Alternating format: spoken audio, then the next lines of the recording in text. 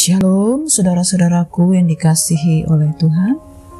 Senang sekali dapat berjumpa kembali pada hari ini di dalam mendengar renungan firman Tuhan. Nah saudara-saudaraku, mari kita persiapkan hati kita. Kita boleh masuk di dalam hadirat Tuhan, bersekutu dengan Tuhan. Kita satukan hati dan kita berdoa. Bapa kami yang di surga, dikuduskanlah nama-Mu.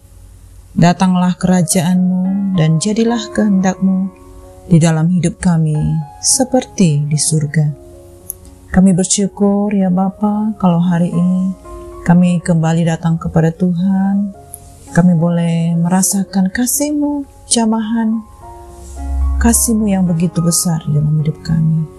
Terima kasih Bapa, urapi kami, penuhi kami, sehingga kami mendengar firman Tuhan dengan hati yang penuh sukacita. Kami percaya Roh Kudus memberikan kami pengertian, mengajar kami. Terima kasih Bapa untuk kasih-Mu yang begitu besar. Kami mendengar firman Tuhan dengan sungguh-sungguh. Kami membuka hati kami dan kami sepenuhnya taat kepada firman-Mu. Berfirmanlah kepada setiap kami, berbicaralah ya Bapa. Hanya di dalam nama Tuhan Yesus kami berdoa. Amin.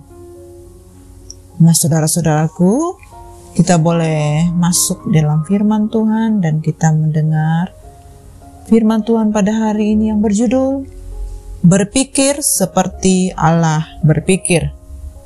Firman Tuhan ini tertulis di dalam Pengkhotbah 3 ayat 1 sampai dengan 22. Saudara-saudaraku, kita akan bersama-sama mendengar firman Tuhan ini. Saya akan membacakannya bagi kita semua. Untuk segala sesuatu ada waktunya. Untuk segala sesuatu ada masanya. Untuk apapun di bawah langit ada waktunya. Ada waktu untuk lahir. Ada waktu untuk meninggal. Ada waktu untuk menanam.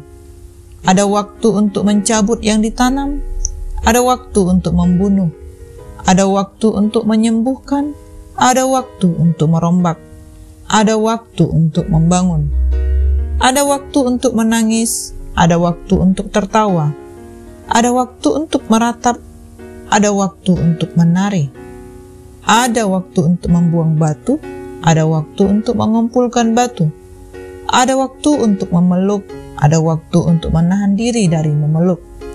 Ada waktu untuk mencari. Ada waktu untuk membiarkan rugi. Ada waktu untuk menyimpan. Ada waktu untuk membuang. Ada waktu untuk merobek. Ada waktu untuk menjahit. Ada waktu untuk berdiam diri. Ada waktu untuk berbicara. Ada waktu untuk mengasihi. Ada waktu untuk membenci. Ada waktu untuk berperang. Ada waktu untuk damai. Ada waktu apakah untung pekerja dari yang dikerjakannya dengan jerih payah? Aku melihat pekerjaan yang diberikan Allah kepada anak-anak manusia untuk melelahkan dirinya. Ia membuat segala sesuatu indah pada waktunya. Bahkan, ia memberikan kekekalan dalam hati mereka. Tetapi manusia tidak dapat menyelami pekerjaan yang dilakukan Allah dari awal sampai akhir. Aku tahu bahwa untuk mereka tak ada yang lebih baik daripada bersuka-suka dan menikmati kesenangan dalam hidup mereka, dan bahwa setiap orang dapat makan, minum, dan menikmati kesenangan dalam segala jerih payahnya. Itu juga adalah pemberian Allah. Aku tahu bahwa segala sesuatu yang dilakukan Allah akan tetap ada untuk selamanya. Itu tak dapat ditambah dan tak dapat dikurangi. Allah berbuat demikian supaya manusia takut akan Dia. Yang sekarang ada, dulu sudah ada, dan yang akan ada sudah lama ada, dan Allah mencari yang sudah lalu. Ketidakadilan dalam hidup. Ada lagi yang kulihat di bawah matahari. Di tempat pengadilan, di situ pun terdapat ketidakadilan. Dan di tempat keadilan, di situ pun terdapat ketidakadilan. Berkatalah aku dalam hati, Allah akan mengadili baik orang yang benar maupun yang tidak adil. Karena untuk segala hal dan segala pekerjaan ada waktunya. Tentang anak-anak manusia aku berkata dalam hati, Allah hendak menguji mereka dan memperlihatkan kepada mereka bahwa mereka hanyalah binatang. Karena nasib manusia adalah sama dengan nasib binatang. Nasib yang sama menimpa mereka. Sebagaimana yang satu mati, demikian juga yang lain. Kedua-duanya mempunyai nafas yang sama, dan manusia tak mempunyai kelebihan atas binatang. Karena segala sesuatu adalah sia-sia. Kedua-duanya menuju satu tempat. Kedua-duanya terjadi dari debu, dan kedua-duanya kembali kepada debu. Siapakah yang mengetahui apakah nafas manusia naik ke atas dan nafas binatang turun ke bawah bumi? Aku melihat bahwa tidak ada yang lebih baik bagi manusia daripada bergembira dalam pekerjaannya, sebab itu adalah bahagiannya. Karena siapa yang akan memperlihatkan kepadanya apa yang akan terjadi sesudah dia? Amin. Nah, saudara-saudaraku, terkadang kita merasa khawatir dan gelisah oleh karena banyak hal yang kita rencanakan, tetapi tidak semua dari rencana itu sesuai dengan apa yang kita harapkan. Kita merasa dapat mengatur dan mengubah segala sesuatu sesuai dengan perhitungan kita sendiri.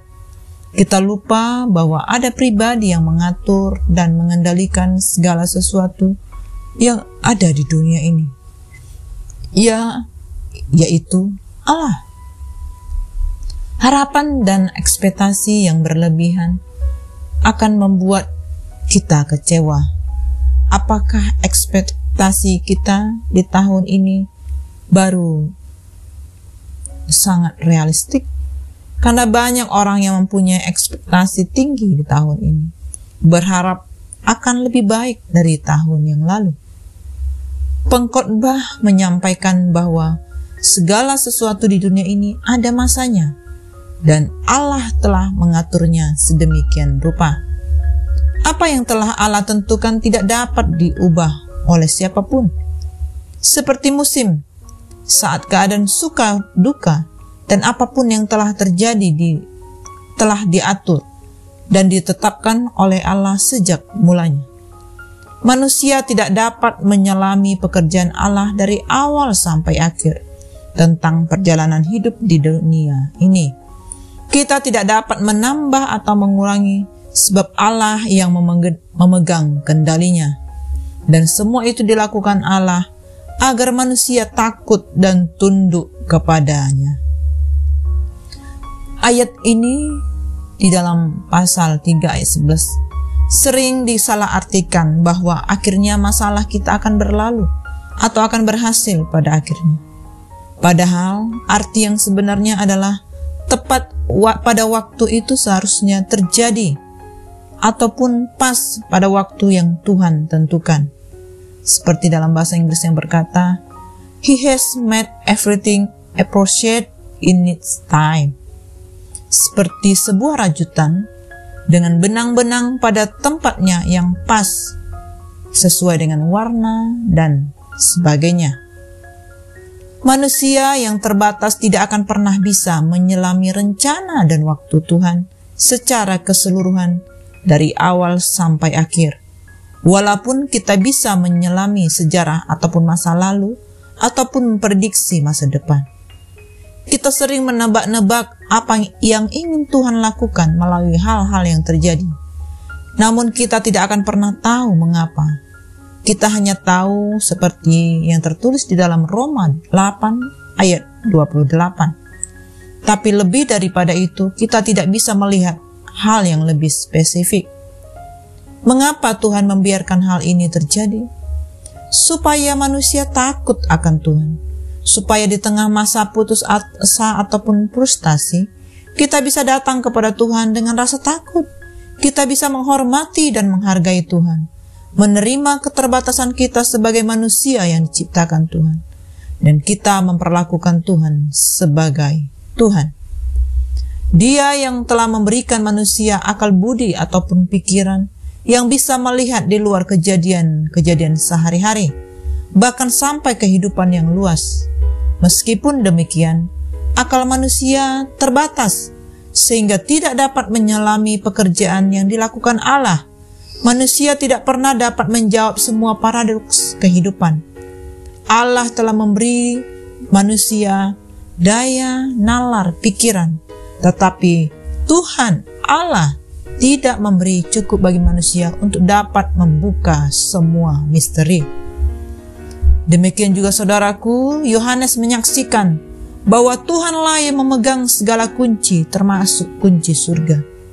Tuhan memiliki otoritas penuh untuk membuka dan menutupnya.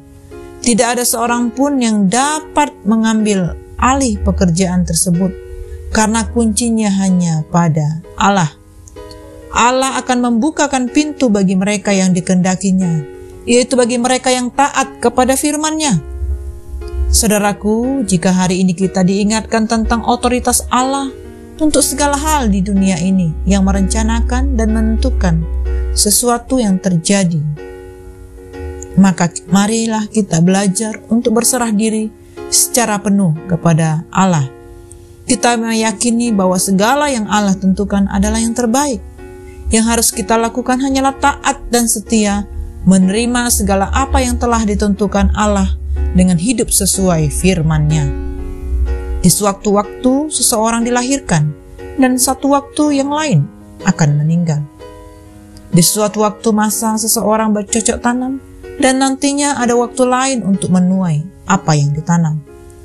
Ada momen di mana seseorang menangis karena sedih, tetapi ada saatnya kita tertawa gembira karena merasa bersuka cita. Ada kesempatan untuk mencari dan ada waktu untuk melepaskan, bahkan mengalami kerugian. Ada masa di mana manusia menyimpan ataupun mengumpulkan, dan ada masa di mana manusia membuang ataupun memberi. Ada masa di mana manusia membenci, ada masa pula di mana harus mengasihi. Ada waktu untuk berdiam diri, ada waktu untuk berbicara. Dan semua pengalaman itu datang silih berganti menghampiri hidup manusia. Saudaraku, di dalam perputaran pengalaman manusia yang berlangsung terus-menerus, setiap peristiwa terjadi pada waktu yang tepat. Segala sesuatu datang dan pergi, ada dan kemudian tidak ada sesuai waktunya. Allah berkuasa di atas semua hal dan segala peristiwa. Allah berdaulat atas segala sesuatu, bahkan Ia yang membuat segala sesuatu indah pada waktunya. Amin. Demikianlah saudara-saudaraku renungan firman Tuhan yang dapat kita dengar pada hari ini. Mari kita satukan hati kita dan kita tutup di dalam doa. Bapa kami yang sungguh baik, kami bersyukur buat firman-Mu yang sudah kami dengar. Urapi kami, penuhi kami. Ajar kami untuk semakin merenungkan firman Tuhan. Kami percaya Engkau-lah yang memegang kunci dan kendali dalam hidup kami. Engkau yang menolong kami agar tetap taat kepada firman-Mu dan menjalani setiap rencana-Mu. Terima kasih Bapa, kami percaya Roh Kudus menuntun kami, menguatkan kami, sehingga kami berhasil di dalam segala apa yang kami lakukan sesuai dengan kehendak Tuhan.